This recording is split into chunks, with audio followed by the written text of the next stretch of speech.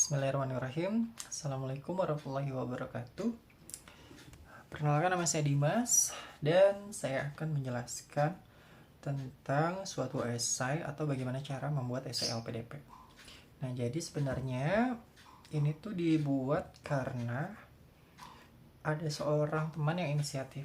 Ini kan LPDP spesialis mau dibuka lagi nih. Kenapa nggak lo coba share aja cara buat esai yang bagus, atau bukan hanya bagus sih, tapi yang sesuai dengan kriteria yang kita inginkan, tapi tidak berbohong atau tidak menyimpang.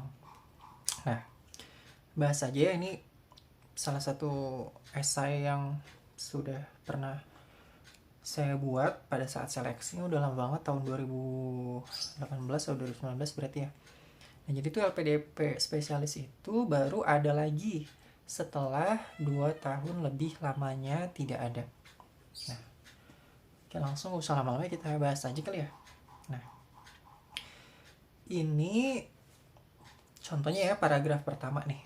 Paragraf pertama.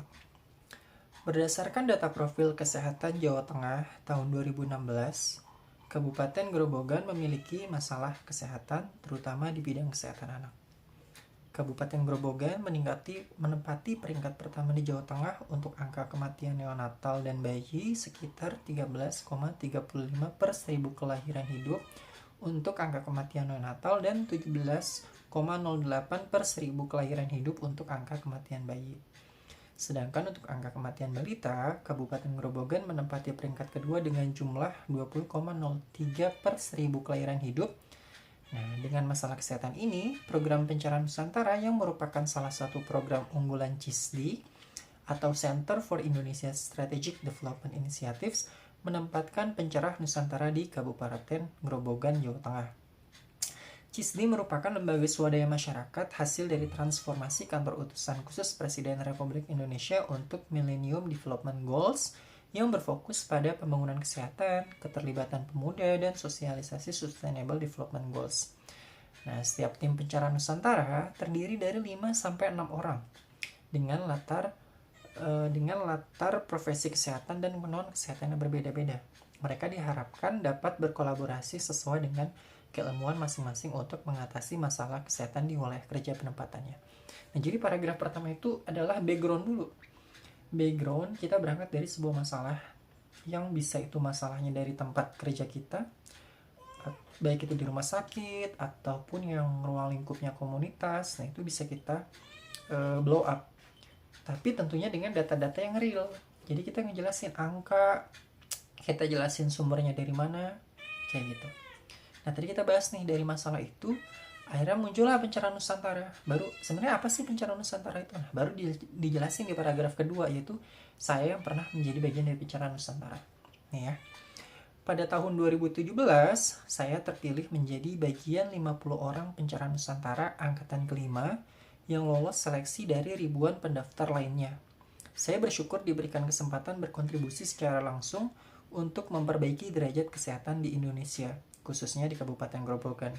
Kabupaten Grobogan merupakan salah satu titik penempatan Pencerahan Nusantara dari 9 titik penempatan di Indonesia. Pencerahan Nusantara Grobogan ditempatkan di wilayah kerja Puskesmas Keradenan 1 yang nantinya diharapkan bisa meningkatkan taraf kesehatan masyarakat di sana. Lalu paragraf berikutnya saya mulai menjelaskan yang lebih detail tentang Pencerahan Nusantara. Saya merupakan ketua tim terpilih dalam tim Pencerahan Nusantara Grobogan. Program yang sudah kami lakukan untuk mengatasi kesehatan ibu dan anak di wilayah kerja Puskesmas Keradenan 1 adalah gerasi seperti Gerakan Sayang Ibu, Sehatkan 1000 Hari Pertama Kehidupan, dan Rindu Revitalisasi Posyandu. Nah, program-program ini kami kolaborasikan dengan Puskesmas Keradenan 1 agar dalam segi pembiayaan dan pelaksanaan dapat dilakukan mandiri oleh Puskesmas tersebut. Nah, baru setelah itu saya jelasin nih, kan tadi nih, udah bahas Pencerahan Nusantara, saya bahas program, dan programnya itu menyasar ke background awal tadi, yang masalah yang ada di Grobogan itu, kenapa program itu dibuat. Nah, baru setelah itu saya ada beberapa paragraf di bawahnya yang menjelaskan tentang program tersebut intinya. Itu sekitar 2 paragraf. Nah, lalu saya langsung skip aja. Setelah saya menjelaskan program-program itu, nah baru saya mulai nih melihat apakah ada suatu masalah jangka panjang. Nah, di sini saya bilang, namun, selama saya menjadi pencerah Nusantara, ternyata puskesmas masih kesulitan dalam meningkatkan kapasitas tenaga kesehatan tentang penanganan kesehatan anak. Bidan dan dokter mengalami keterbatasan upaya dalam penanganan kasus-kasus kegawat daruratan bayi dan anak karena fasilitas yang tidak selengkap di rumah sakit. Hal ini menyebabkan angka kematian neonatus dan bayi masih terjadi. Oleh karena itu, saya meyakini bahwa dibutuhkan seorang mentor bagi setiap puskesmas agar dapat membantu puskesmas menangani kasus-kasus tersebut. Hal inilah yang menjadi mimpi saya untuk membentuk suatu perkumpulan yang bernama Asosiasi Dokter Anak Puskesmas. Nah, saya bilang Asosiasi Dokter Anak Puskesmas. Tapi dokter anak puskesmas ini bukan dokter anak yang kerjanya di puskesmas. Oleh karena itu, di paragraf berikutnya lah saya jelasin lagi. Konsep dokter anak puskesmas adalah upaya kolaborasi antara dokter spesialis anak dengan dokter, bidan, dan ahli gizi yang berada di puskesmas. Dokter anak nantinya akan menjadi mentor dari beberapa puskesmas yang dibinanya. Proses kolaborasi ini dapat dilakukan dari berbagai upaya, seperti konsultasi langsung via telepon, sehingga setiap anak yang lahir dengan masalah kesehatan dapat ditangani dari mulai penanganan di puskesmas, atau di jalan pada saat merujuk, hingga sampai di rumah sakit. Bahkan lebih dari itu. Misal, dalam kasus penemuan gizi buruk atau gizi kurang, jika dirasa puskesmas sulit untuk bisa menangani, dokter anak yang menjadi pembimbing bersama dengan dokter, bidan, dan ahli gizi dapat melakukan kunjungan ke rumah. Jadi diharapkan di puskesmas itu, dan dalam satu kabupaten ada beberapa kecamatan puskesmas, dan dilihat satu kabupaten itu ada berapa dokter anak, dan dokter anaknya itu mengampuni beberapa puskesmas. Nah, sebagai apa? Sebagai mentor secara langsung, mentor ini. Jadi nggak perlu lagi kayak harus merujuk atau komunikasi, bisa langsung via telepon, via WA jika ada konsultasi yang diperlukan. Nah, kan saya udah ngejelasin nih tentang bahwa masalah ini harus ada yang namanya konsep dokter anak puskesmas ini, biar ada mentor-mentor di puskesmas. Ketika ada masalah anak terjadi, maka penanggung jawabnya udah ada, yaitu dokter anak itu yang ada di atasnya, seperti itu. Nah, lalu saya di sini nih saya jelasin lagi yang di paragraf terakhir. Dosen biokimia saya, sekaligus sekarang beliau menjabat sebagai Rektor Unpad, Prof. Dr. Metri Hanggono Ahmad, dokter, pernah berkata bahwa sifat manusia cenderung tidak patuh bagi orang yang berkata namun tindakan nyata. Manusia akan lebih senang mengikuti orang yang mempraktekkan langsung dibandingkan dengan orang yang sekadar berucap. Bagaimana saya menanamkan konsep dokter anak puskesmas akan terasa sulit dilaksanakan jika saya tidak terjun dan menjadi bagian dari dokter anak. Upaya yang akan saya lakukan tidak semata-mata menanamkan dengan teori, namun dengan memberikan contoh langsung, bahwa sebenarnya dokter spesialis pun dapat berkontribusi langsung dengan pelayanan kesehatan primer. Oleh karena itu, dokter spesialis anak adalah pintu bagi saya untuk bisa berkontribusi dalam menekan angka kematian serta mengatasi masalah tumbuh kembang anak melalui konsep dokter anak puskesmas. Nah, itu tadi. Jadi, kenapa esai ini saya dibuat? Itu saya meyakini bahwa sebenarnya garda terdepan dari kesehatan anak itu tetaplah fasilitas kesehatan primer. Nah, fasilitas kesehatan primer itu pun tetap butuh mentor, yang itu adalah dokter anak. Kenapa saya bilang asosiasi dokter anak puskesmas? Itu bukan dokter anak yang bekerja di puskesmas. Tapi dalam satu kabupaten, ada berapa nih dokter anaknya nih?